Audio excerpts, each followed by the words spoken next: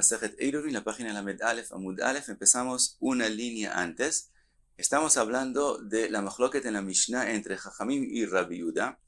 Si una persona, un Cohen, puede poner su Eruv en un Beit HaKavarot, en un cementerio, que según Jajamim no puede y según Rabbi Yehuda sí puede. Y vimos que es una machloket si hay forma de entrar dentro de un instrumento grande que haga hatzitza, que haga una mejitza entre él y la impureza. De todos modos, los dos opinan, también Jajamim y la Viuda opinan como sumjus, que el iruv tiene que ser algo que él puede comer, no algo que otras personas pueden comer, sino él mismo puede comer. Pregunta la Gemara, vea de Tania, aquel braita que dice, Rabbi Yehuda omer me arvin le kohen tahor be truma teora be kever. Dice Rabbi Yehuda en la braita, un kohen que es puro puede hacer iruv con una truma que ella es pura. Si solamente él sería impuro, él no podría comer la truma. Y si ella sería impura, tampoco él se podría comer. Entonces estamos hablando que también el kohen y también la truma son puros. Y dice, él puede poner el iruv sobre un kever y ahí de todos modos hace, y de esa forma es considerado que él está ahí y entonces ayuda ese iruv. Entonces pregunta sobre eso la Gemara. Eiji Azil, ¿cómo él va para coger el iruv? Porque tiene que ser algo que él puede comer. Beshidat Ivao Migdal, él mismo no tiene problema. Él puede ir dentro de un instrumento grande, como vimos en el caso anterior en un cementerio. Pero en este caso, vea Keivan de Achta y Tamiala. Con respecto a él no hay problema. Él va adentro de un instrumento grande y entonces no se vuelve impuro. De hecho, de verdad, en este caso ni siquiera es necesitado que él vaya en un instrumento grande, porque estamos hablando en un kever, en una tumba única. Entonces, él puede ir y pararse al lado sin poner la mano encima y entonces no se vuelve impuro. Pero la Gemara lo dice de todos modos, que con él no hay problema de todos modos. Pero la truma misma, que van de achta y tamiala, ella misma, al momento que la pone encima, que es puesta encima de la tumba, ella se vuelve impura. Dice la Gemara, beshelo uchshera o shenilosha bemei perot. Dice la Gemara, estamos hablando de truma, de frutas que nunca reciben hechsher le tuma, que es decir, cuando algo es cortado de la tierra, no puede recibir impurezas antes de que no le caiga agua encima.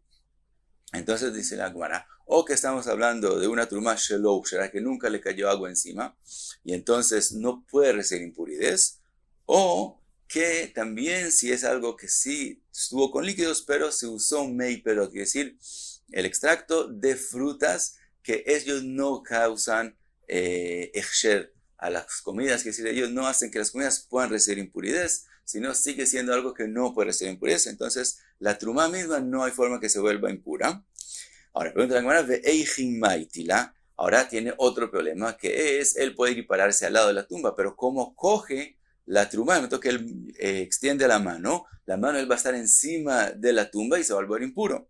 Dice la Gemara, bepshutei klei etz de lo mekable y tuma. Estamos hablando de, él usa algo de madera y que es pshutei, quiere decir que no tiene un recipiente, no tiene un toja, entonces no recibe impurezas. Si no fuera de madera, aunque no, de todos modos, recibiría impurezas. Momento que es de madera, si no tiene un recipiente, entonces no recibe impurezas y con eso lo coge. Pregunta la Gemara, ve'aka mahil, de todos modos hay un problema. Aunque el instrumento no tenga recipiente, si tiene el ancho de un tefaj, entonces él el instrumento mismo forma un ohel, quiere decir, y entonces él mismo pasa la tumba, que es el momento que el Cohen está agarrando ese instrumento de madera y lo pone encima de la tumba, el instrumento queda puro, pero pasa la tumba de la tumba a él, porque él mismo forma un ohel que pasa la tumba. Entonces seguimos que como él coge la truma, dice la Gemara, de maitila ajogei. Hay quien dice que hay que decir aquí ajudei, que decir sobre la parte, sobre el lado del instrumento. Es decir, él pone el instrumento, lo extiende de forma que no forme un tefaj de ancho, por lo tanto no se forma un oel y de esa forma no hay ninguna impureza ni para la Trumá ni para el Cohen. Por eso él puede hacer con eso Iruv. Pregunta la Gemara, si es así, como explicamos tan claramente, entonces, ¿en qué hay machloket? ¿Por qué Jajamim dicen que no lo puede hacer? Dice la Gemara, que sabre asur liknot bait beisurei ana. Dice la Gemara, la razón no es por la tumá, sino por el uso del kever. El kever es algo que es prohibido beaná, es prohibido tener ningún beneficio de él. Entonces piensan Jajamim que una persona que pone su iruv sobre un kever, él está teniendo un beneficio, una anaá de ese kever, y esa es la prohibición, por lo tanto es prohibido hacerlo. Dice la Gemara, Michlal de Rabbi Yehuda Sava o mutar. Quiere decir que Rabbi Yehuda piensa que él puede tener un beneficio de la tumba. ¿Cómo puede ser eso? Dice que Savar mitzvot lav leenot nitnu. La razón es que Rabbi Yehuda opina que los mitzvot fueron dados no para que una persona se divierta de ellas, que no para que una persona tenga una anaá de ellas. Por lo tanto, si él está poniendo el iruv para una mitzvah, no para cualquier otra cosa. Por lo tanto, aunque él puede ahora, el iruv sí le sirvió, como él lo hizo por una mitzvah, no es considerado una aná para la persona y es permitido también sobre un kever. Entonces resulta que hay machloket en ese punto. Según Jajamim, aunque él lo está poniendo para una mitzvah, es considerado una aná, y según Rabbi Yehuda no. Ella, dice la Gemara, si es así, de Amagove, lo que dijo Rove como una regla que todo el mundo la acepta, mitzvot lav leenot nitnu, que las mitzvot no fueron dadas para causarte una anaá, leima ketanai, amagal eshmatei, resulta que es una machloket tanaim. Dice la Gemara, amar leja Rove, dice Rove no, él explica así. Si también Jajamim y también Rabbi Yehuda opinarían que hacer iruv tchumin es permitido solo para una mitzvah, de kule alma mitzvot lav leenot nitnu. Todo el mundo acepta que las mitzvot no fueron dadas para tener aná y podría poner el iruv sobre el kever. Ve'aka mifligei. Aquí la machloket es otra. Mar savar en me'arvin el ledvar mitzvah, umar savar me'arvin afilo ledvar reshut. Rabbi Yehuda opina que iruv es solo para mitzvot, por lo tanto siempre puede poner iruv sobre el kever. Jajamim opinan que el iruv se puede hacer también para no mitzvot, y por eso es que dijeron que no se puede poner iruv sobre el kever. Ahora dice la Gemara, de amar Rav Yosef, en me'arvin el ledvar mitzvah. Rav Yosef dijo que el iruv se puede hacer solo para mitzvot. Leima ketanai, amar aleshmatei. Ahora resulta que lo que dijo Rav Yosef es mejor que Tanaim. Amar leja Rav Yosef, contesta la Gemara, contesta Rav Yosef, de kule alma en me'arvin ela ledvar mitzvah. Todo el mundo acepta que iruv tchumin se puede poner solo para una mitzvah. Ve de kule alma mitzvot lav leenot nitnu. Y todo el mundo acepta que las mitzvot no fueron dadas para causarte una aná, entonces por esa razón se puede poner en el kever. Ube'ama kamifligi. ¿Cuál es la mejor que entonces entre Jajamim y Rabbi Yehuda? Mar savar keivan de canale iruv lo nijale de mintera. Rabbi Yehuda opina que la persona que puso el iruv sobre el kever, en el momento que ya pasó el iruv, que es decir, ya se formó el iruv, que es decir, cuando entró Shabbat y la persona es considerada que estaba donde está su eruv y ya ese es su lugar, quiere decir que de ahora en adelante él no necesita más el eruv, lo nijale de mintera. Entonces él de ese momento en adelante ya no le importa si su eruv es cuidado o no, quiere decir él no tiene más beneficio del kever. Umar savar, mis que Jajamim opinan, nijale de mintera de itzrech achilei. Mientras que Jajamim opinan que también después de que el iruv ya pasó, que entonces que esa es la parte que él no tiene anaá porque es para una mitzvah, de todos modos él quiere que el iruv siga siendo conservado, que siga siendo cuidado, y entonces él tiene un beneficio del kever, que el kever es un lugar determinado que sigue conservándole el iruv. Por lo tanto, de ahí en adelante él ahora tiene un beneficio del kever que no tiene que ver con la mitzvah, eso es solo para él poder comerlo, porque tal vez él va a necesitar y él va a querer comer ese iruv. Entonces resulta que él ahora está teniendo un beneficio que no es de mitzvah, y por eso es prohibido usar el kever para hacer iruv tchumin.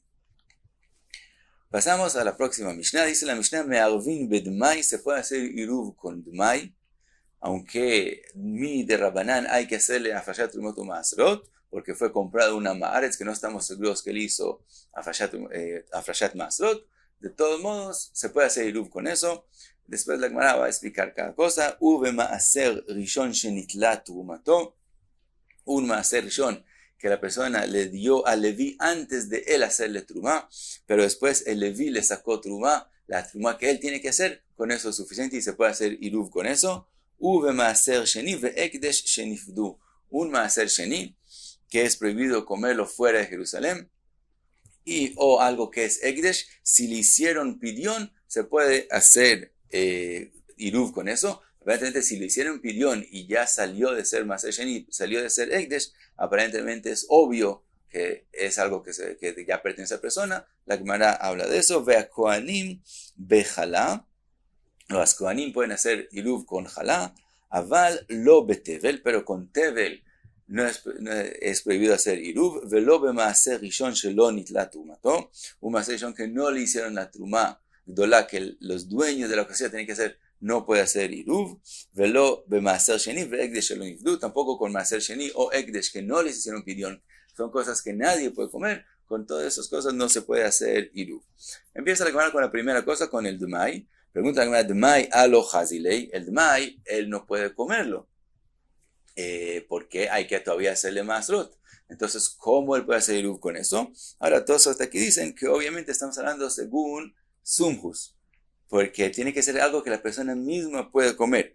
Pero Rabbanán dicen que se puede hacer iruv con eso, obviamente, porque el dmai es algo que los pobres pueden comer sin hacerle afrashat masrot. Por lo tanto, según Jajamim, todo el mundo puede, hay alguien que puede comer eso, entonces se puede hacer iruv. Entonces la pregunta es según sumjus. Entonces dice la Gemara, dmai alo hazilei. Dice la Gemara, migo deibai mafkar lo lenichsei. Dice la Gemara, como el dmai es algo que los pobres pueden comer, entonces cada persona tiene la posibilidad de comer el dmai. ¿Cómo? Si él hace efker a todas sus propiedades, a todo su dinero, él se vuelve pobre y va a poder comer el dmai. Como tiene la posibilidad de hacerlo, entonces es considerado que el mismo dmai es algo que él mismo puede comer. Eso es parecido al nazir con el vino, que también Sumjus admite que como él puede hacer she'ela, puede hacer iruv con el vino. Detnan, como está escrito, Ma'achilin et ha'aniim dmai ve'et achsania dmai. También achsania son los soldados de los reyes de Israel, que el rey ordena que la gente les dé de comer. Ahora, como los soldados están en el camino y no tienen de sus propiedades nada, son considerados como los pobres y ellos también pueden comer dmai. Dice la Gemara, Magavuna Tana Beit Shammai, voy a traer una braita, Tana Beit Shammai, omrim en ma'achelin et ha'aniim dmai, ubeit Hillel omrim ma'achelin et ha'aniim dmai. Vemos en la braita que según Beit Hillel, que hacía de halajá, los pobres pueden comer dmai, por lo tanto se puede hacer iruv con el dmai. Y hasta aquí la Lamed Alef Amud Alef.